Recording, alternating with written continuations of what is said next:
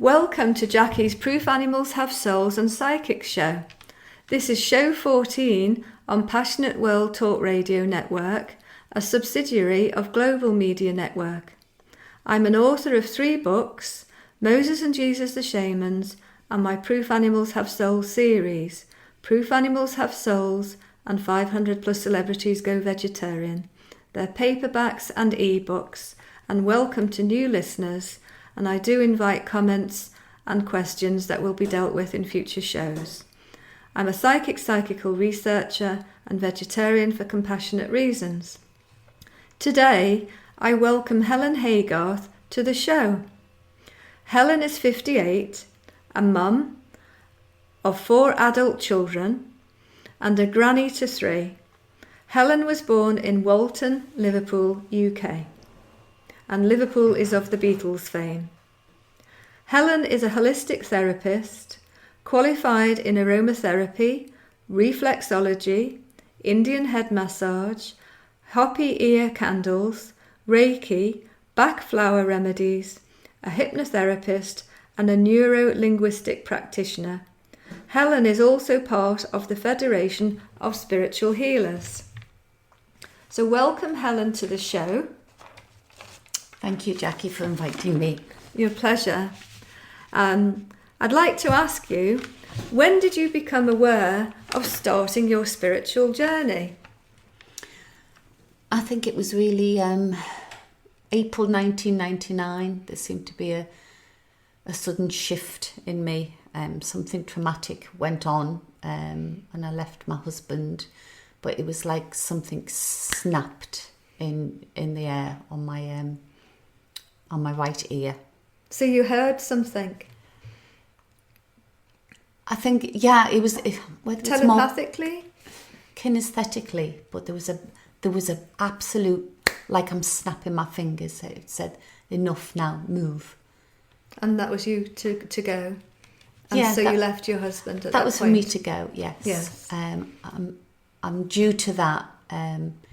My mum gave me a book. Yes. It was in May 1999. It was the Deepak Chopra book, The 7 Spiritual Laws of Success. And I think it was through watching her and following what she did, it led me to start inquiring and looking for a new career. That's interesting. So that's what people are like when they have these near-death experiences. They often go through a big shift and start things that were meaningless to them, like jobs or families or situations, they just walk away from. So that's very interesting. Mm-hmm. And so you sensed it really, you sort of felt it was time to go. So what made you take the holistic therapy route? You seem to have a whole wide range there of healing therapies at your fingertips. So you've studied hard. So what made you take the holistic therapy route? It's really quite strange. I didn't know what I wanted to do. I worked mainly with children, from childcare, working in a creche, working in a playgroup, had 4 children of my own, and I was just looking for something to do and found in the paper a massage course in Southport College and said, I think I'd like to do that. And it took the first day of being there. I realised something just went, yes, this is it. Yeah. This is it. So you'd found your niche. Yeah, even though I was so shy and thinking, oh my gosh, what on earth am I doing? Something else overrid it and went, no, I'm staying with this. And then it's quite surprising, one thing leads after another. And so, were the courses at different colleges or? No, all the courses were at Southport College. Well, apart from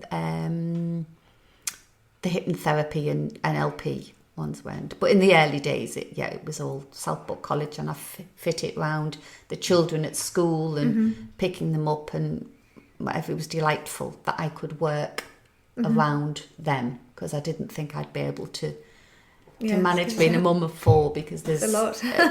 there's 10 years between my eldest and my youngest, so it was from one. The eldest was 12 at the time, the youngest was 2, so I was really blessed, actually. And how long were you married for? I was married for 14 years before It's that. a long time too. So do you ever see, sense, hear spirit animals and spirit people? I wouldn't say too often. It's more like, and certainly not seeing them, but sometimes it's like a kinesthetic awareness that they're there. Sometimes I see Oscar. Yes, you mentioned a moment ago that there's Oscar sitting at your feet here. Yeah, that's my youngest in your son's house. Cat. He died a few years ago. So sometimes it's him, usually tripping me up or something, I think. Just popping in. That's it. And it wasn't me who saw actually our last cat. It's one of my clients who came through, who's the most beautiful soul. She's got a beautiful energy about her, who's very intuitive. Mm-hmm.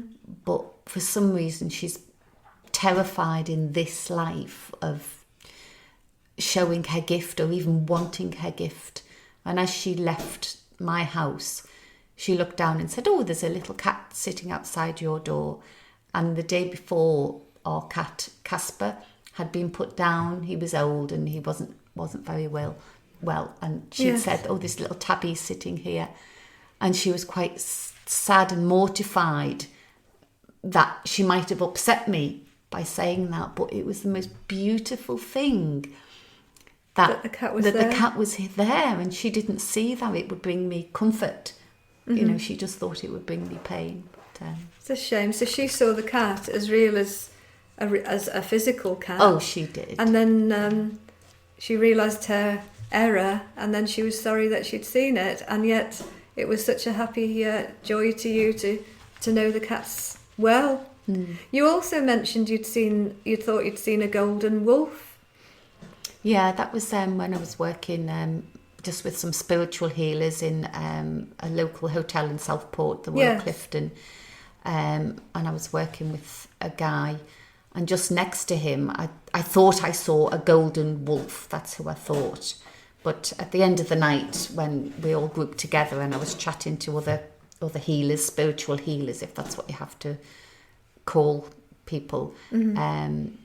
One of the guys there, Ron, he said to me, "Oh no, John's dog died a week before. You'd have seen, the essence of John's dog." So that was really. So when you thought it was a golden wolf, it was actually a golden.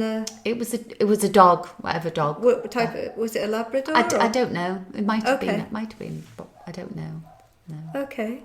Who's influenced your spiritual philosophy? Lots of people, but the first one to influence it was definitely my mum. Yes. She did. I watched from later life. Yeah, I watched her. But other than that, the first person who was when I went online, when my mind was so busy and cluttered, and I just Googled, I think, how to stop the mind thinking, and it came up with a guy called Barry Long. Uh-huh. Now, I think he died in the 1970s, but he was a great influence. And then from that, it was the Eckhart Tolle, Muji, very powerfully, Bentino Massaro, great influence. He's very contemporary at the moment. There's also... You mentioned he was Dutch.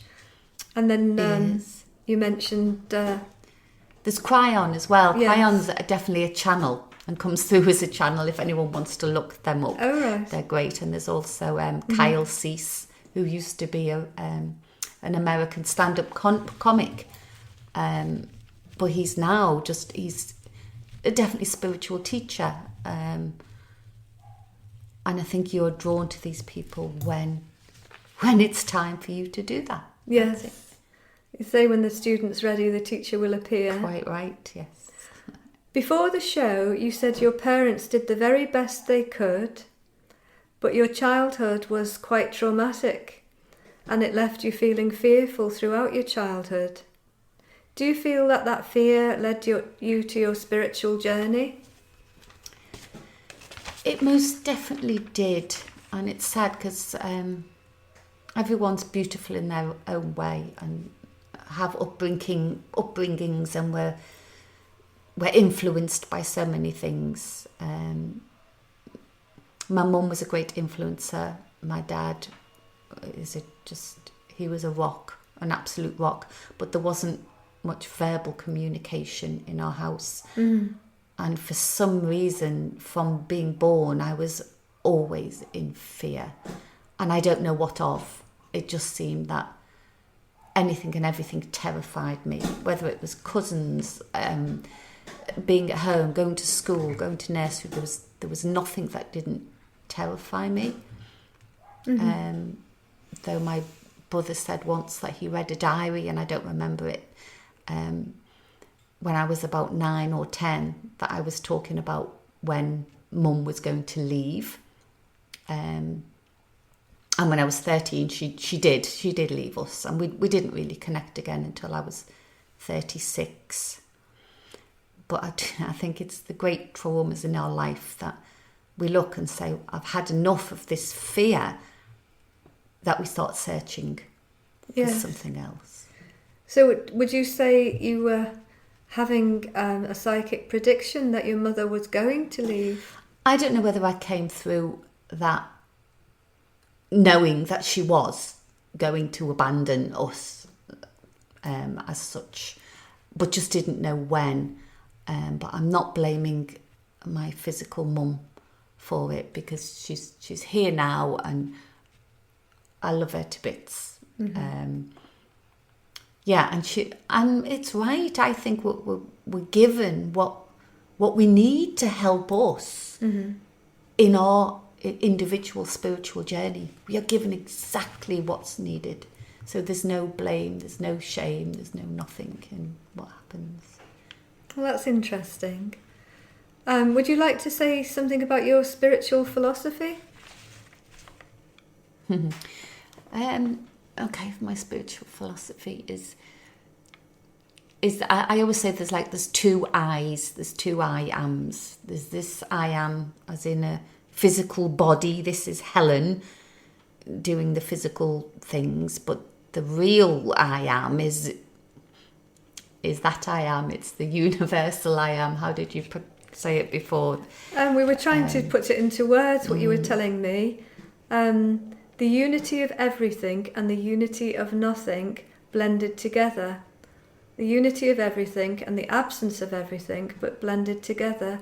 And I suppose if you think of it like that, you've got the space, the tremendous space out there in the cosmos, and then you've got the planets and the stars. But you wouldn't have the planets and the stars if you didn't have the space, and it's all part of the unity. That's it. It's we are everything, but we are not that. We are no thing as well. It's like you can't have noise unless you have silence for the noise to be in. You can't have things. You can't have clouds unless there's space to be in it. And we are all, I don't care whether you call it God, spirit, divine, energy, source, whatever we are all that. So that's why it's that I am, that I am. We are all every single thing, whether it's phenomenal or no thing. That's interesting. It's when you mentioned about your childhood, there's a parallel in your childhood to mine. As a child, I used to climb into bed with my older sister. And then before long, my older sister would call down to my mum and say, Jackie's got her worries again.